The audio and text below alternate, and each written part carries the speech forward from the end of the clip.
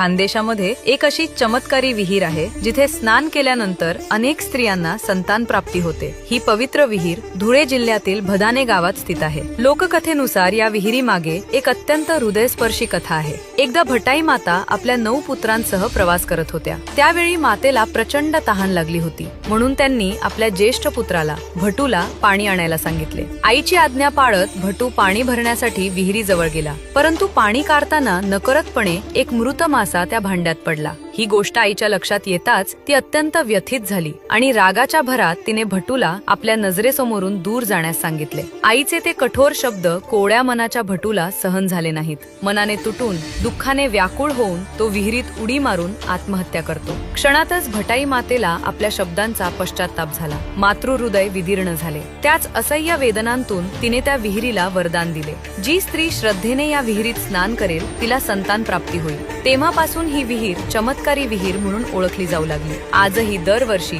असंख्य स्त्रिया ज्यांना मातृत्वाच्या आशीर्वादात अडथळे येतात त्या अत्यंत श्रद्धेने या विहिरीत स्नान करतात। लोकमान्यतेनुसार अनेक स्त्रियांना येथे स्नान केल्यानंतर गर्भधारणेचा लाभ मिळालेला आहे। म्हणूनच ही फक्त एक साधी विहीर नाही, ही आहे लाखो स्त्रियांना मातृत्वाचा आशीर्वाद देणारी जगज्जननी।